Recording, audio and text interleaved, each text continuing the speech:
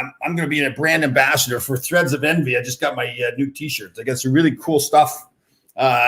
Pretty cool logo and everything too, right? With the NV. I didn't get it at first, but so this is our buddy Mitch Klein. So you're one of the owners, correct? Yep. I'm original owner, CEO, and then I have a partner of mine that works with me, Scott Norris, and so he owns half of the company as well. So just so everybody's aware, it's Threads of Envy. It's meaning Nevada. So everything is kind of geared towards Las Vegas, Nevada region. A lot of they got the new hockey team there and everything. Got the guys wearing their stuff. So it's pretty cool. It fits good too. I like it.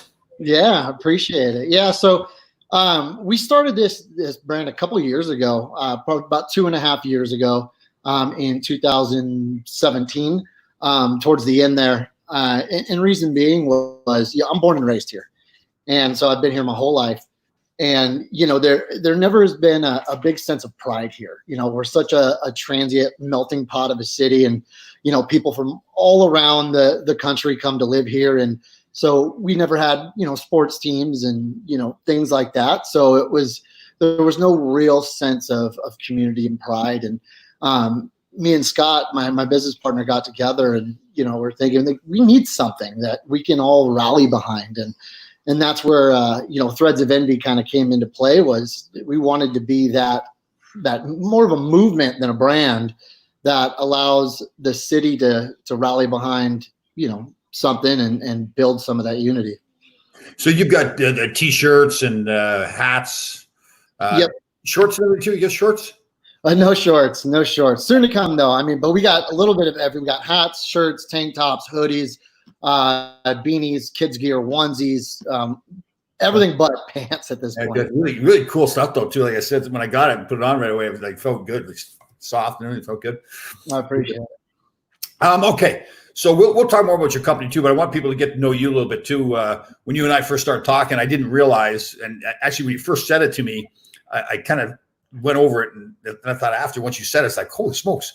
So Mitch was served in the U.S. Army for 6 years, and that's interesting in itself. But the real interesting thing I thought was when you told me that your father and your brother both enlisted at the same time. Yeah. All three of us swore in on the same day at the same time. So we all went different MOSs though. I was an MP. My brother was a combat engineer, and my old man, believe it or not, went infantry. Wow. So the old man went to infantry. Yeah. How old was he when he enlisted? 42, I believe. Wow. Yeah. What would be the oldest somebody would have enlisted in the Army? I believe at that time it was early 40s was the cutoff. So he was right at that line of not being able to enlist. Wow. So what prompted all three of them? For what date was it when you guys enlisted? It was 2006. Was there something that prompted all three of you to join?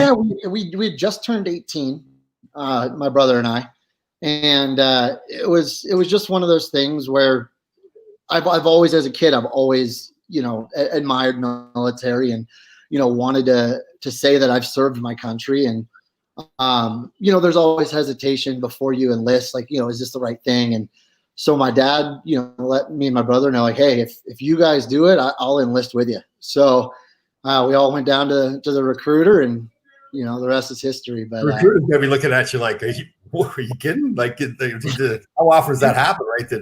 Never. They did in San Diego, where we had enlisted. There's a newspaper company down there that did an article on us, because it was going back to the old days when whole families enlisted to join the military and fight. So that was pretty cool. That's great. And your father's out now as well. Was he in for 6 years too? Yeah. Yep. So what's he doing now? He owns a splicing company. So he works and he does things for Verizon, AT&T, things like that. He does all the cabling and stuff like that.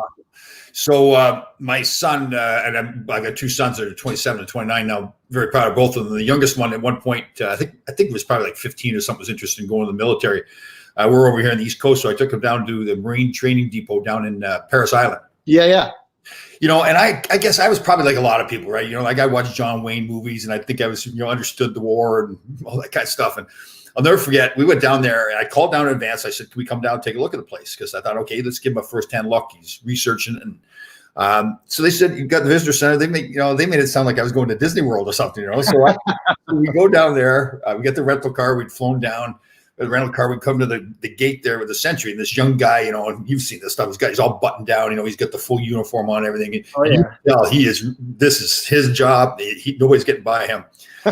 I'm acting like, hey, yeah, we're going to Disney World, kind of stuff. And he jumps on me right away, and my son's sitting over here beside me, and he gave it to me good. He says, "Where are you going, sir?" And he jumped all over me, and my son's laughing because now this young kid, he's got me flustered. I got to regroup. So he said, "Where are you going?" I said, I guess the worst thing I could have said was, "We're going to the barracks," because the first thing that came to my mind. And he jumped on me again. He said, "I'm done with these guessing games."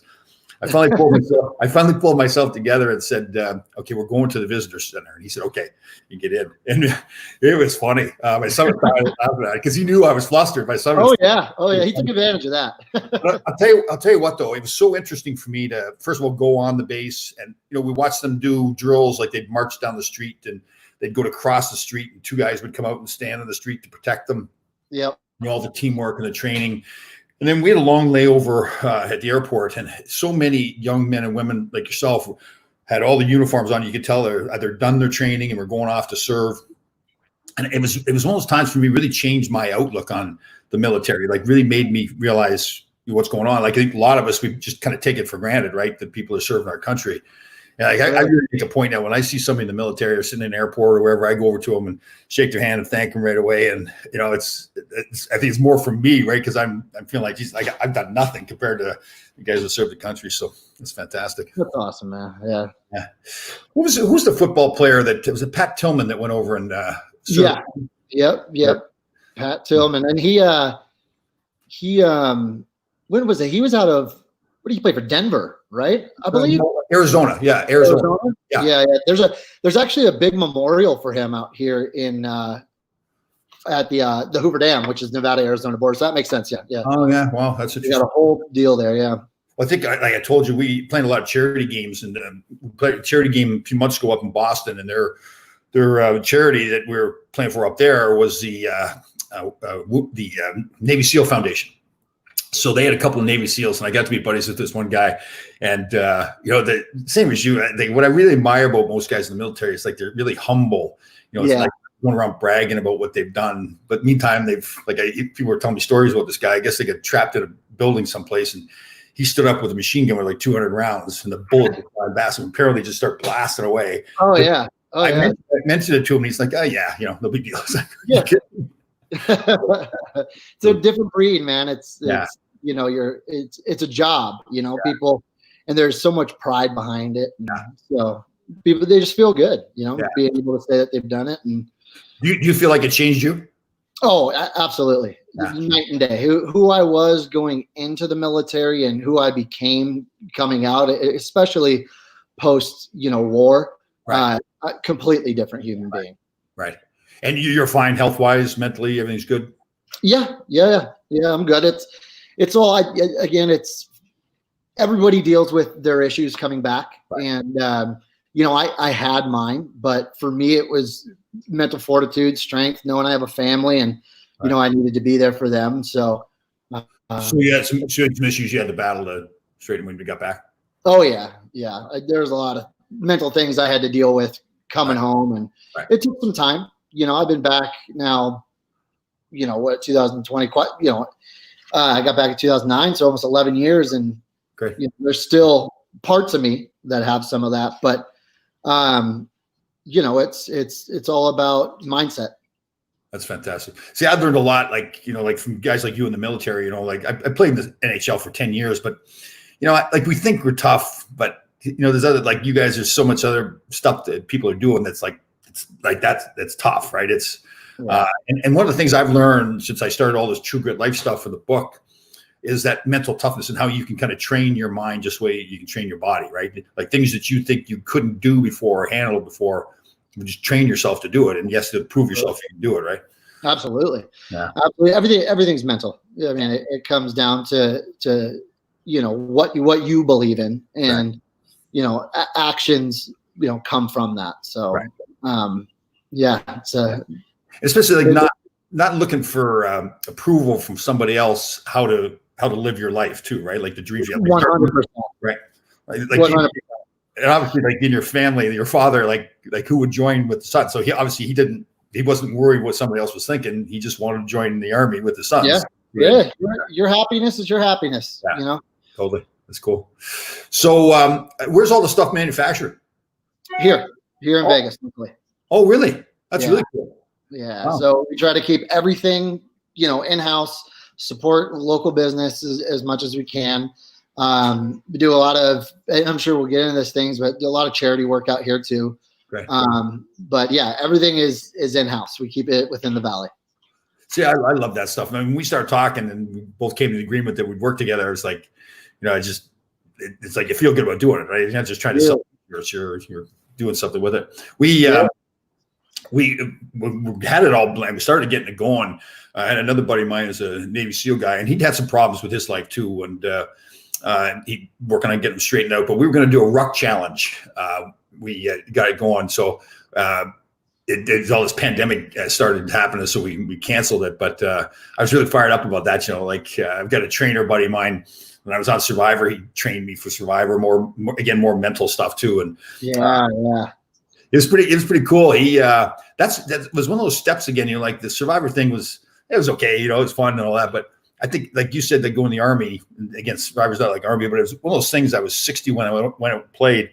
Like, and I wanted to show, like, I didn't want to play, like, have the crutch like I'm a 60-year-old, right? I wanted to play. Right. Right.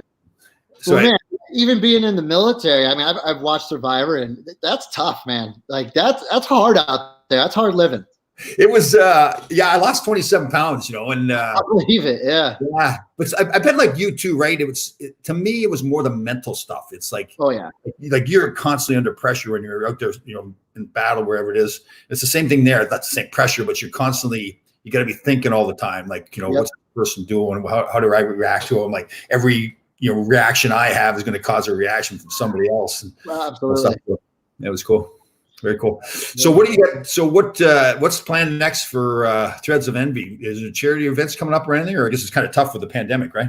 Yeah. I mean, obviously the pandemic affected a lot in every city. Right. But for us, we got hockey coming back, and Vegas is looking like it's going to be one of the hub cities for the Stanley Cup playoffs, which is huge. So we do a lot of stuff with the Golden Knights players, and so we'll probably get back into some of that and doing things with them. And Raiders coming out soon, so I forgot about that. Yeah, that's cool. Trying to connect with them and get moving with some of their players. And so we've kind of become a staple.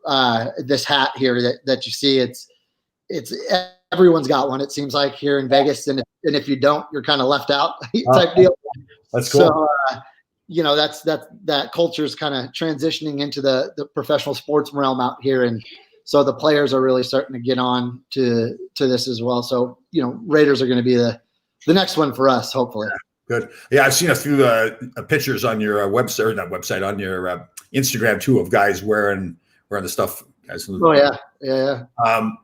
So people can buy it. They can go to threadsofenvy.com. Yeah, threadsofenvy.com. Yep. And you don't have a store anyplace, do you? It's just all online right now? Yep, it's all e-commerce, all online. Okay. So either the website or through our social media. Good. So on Instagram, it's Threads of Envy? Yep. Just at Threads of Envy. On Facebook as well? Yep. Threads of Envy, and Envy is ENVY. Yeah, it's cool. Like I said, when I first saw it there, I thought the stuff looked cool, but I didn't realize it was NV, and then So, and you got a few people that have posted pictures. If somebody buys stuff and they'll send you pictures, and you can post them on Facebook or Instagram as well. Yeah, absolutely. We're really big on that, and anyone who supports the brand, we want to share that through our platform. So if you've got one of our products and you take a picture and you tag us, we're going to share it. So good. That's excellent. Good deal. So what else you got going on? Are you working someplace else too? You seem like a lot going on. I saw you on Facebook that you had some other stuff going on. Yeah. So I'm a general manager as well, 24 Hour Fitness. Oh. So obviously with that's been affected, by the pandemic. So I sit at home most of the time right now, like most of America. But but yeah, so I manage and run a gym of 40 plus employees. Nice. Then I've got, my business, full-time dad. So I'm a busy guy. Yes, you are.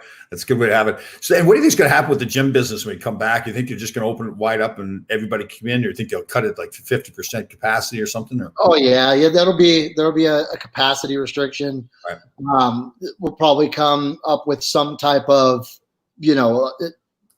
fingerless, check-in, through a mobile app. There's going to be, your social distancing measures with equipment and appointment only. It's going to be completely different and going back. So, all right. So we're going to build this company up so that it's massive all over the world. Is that what we're going to be doing? Yeah, that's the plan. I like it. I like that stuff. Do it all out. What was the movie? I think it was Soul Survivor, where the one guy gets up and makes the speech and he says, anything in life that's worth doing is worth overdoing. Yeah. I love that. Yeah. He said, moderation is for cowards. He said, right? Yeah. Oh, that's awesome. I like that movie, but I'll go watch that movie. Just watch that one piece where he makes. Yeah. I love that. Yeah. I love that. Yeah, it's good stuff. Good.